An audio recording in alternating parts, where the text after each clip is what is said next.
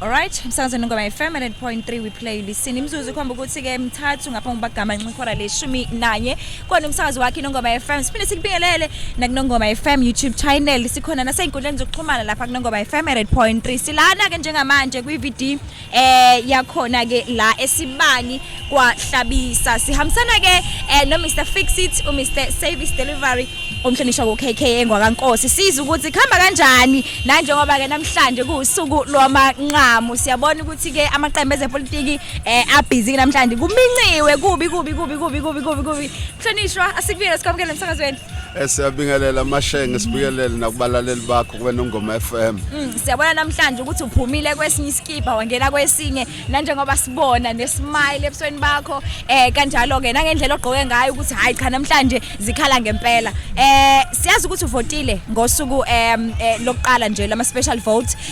ikakhulukazi uzizwe kanjani emva kokuvota kwakho ngazizwa ngijabule kakhulu ukuvota noma bese ngilinde eside isikhathi ngaze ngavota ngo12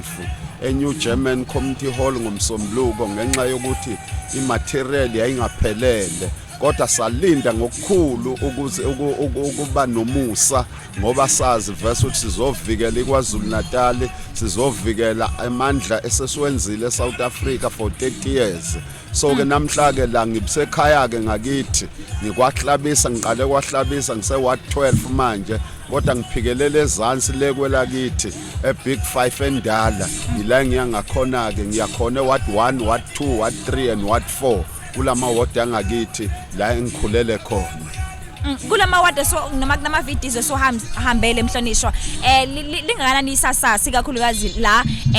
kuKhongolose likhulu kakhulu intokazi yami ukuthi uba nje uyeka ngale ngakwemgwaqo la kule Elsin School ubuzobona nje ukuthi kugcwele kanjani ama volunteer kaKhongolose la esikhona usegroundini lo information table yethu thina ilapha ngaphambi kwegate ngo uKhongolose ilapho ke sikhona and sikujabulele kakhulu ngize ngahlangana nohlabisa emthekelezi VD usajabulelana kakhulu phela besebenza ndawonye ekommitini lezeyimali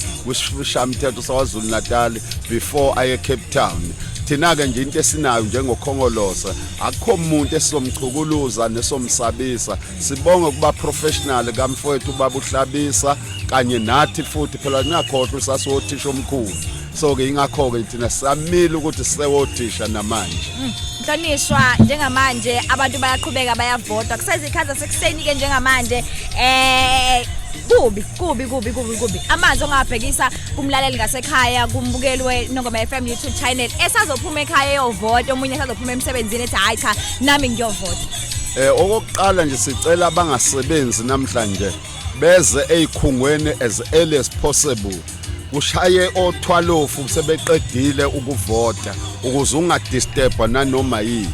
okokuqala lokho sicela ukuthi ezikhungweni kube nomoya omuhle ngeke ukholwe emthekelezi video ukuthi umoya ube muhle kanje ufica uhlabisa ngikhuluma nenkatha ngoba mina kangibandlululi nguhulumeni okodwa oqhamuka kuKhongolose and sikujabulele kabi sijabulelene kahle kakhulu nobaba uhlabisa and sicela ukuthi wonke abantu kungabi khona inxushunxushu kube nokusebenzisana ngoba intombi iqoma la ithanda khona siyabacela ke bonke abantu bakwaZulu Natal baphume bayovotela thina njengoKhongolose ukuze siqhubeke nezinto esizenzile yonke leminyaka le sakhe izindlu zamahala ngisho indawo zamakhosi safika imfundo yamavala emahala kuze kube ku graduate level and sazokuthi abantwana ezikolweni akungakhokhwa abantu abahluphekayo bayadla abantwana ezikolweni sakha ama clinic ngisho indawo zasemakhaya sakha nezibhedlela senza zonke nje izinto ezayingakaze zenzeke yikho nje uMandela sazi ukuthi uyidlozi lethu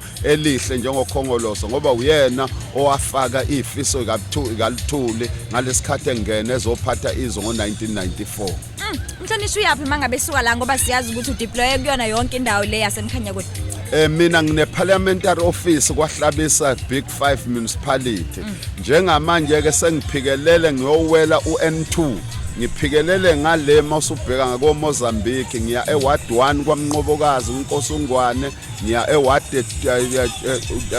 4 kwaNkosi uMdluli la engakhe khona mina bese ngiyana kuWard 3 elokho uNkosi uGumede kusho ukuthi ngiyakuona umane lamaward alekwe lakithi hayi lapho ke kuyolamula ukuthi kuze impela kuyovalwa ngo9 o'clock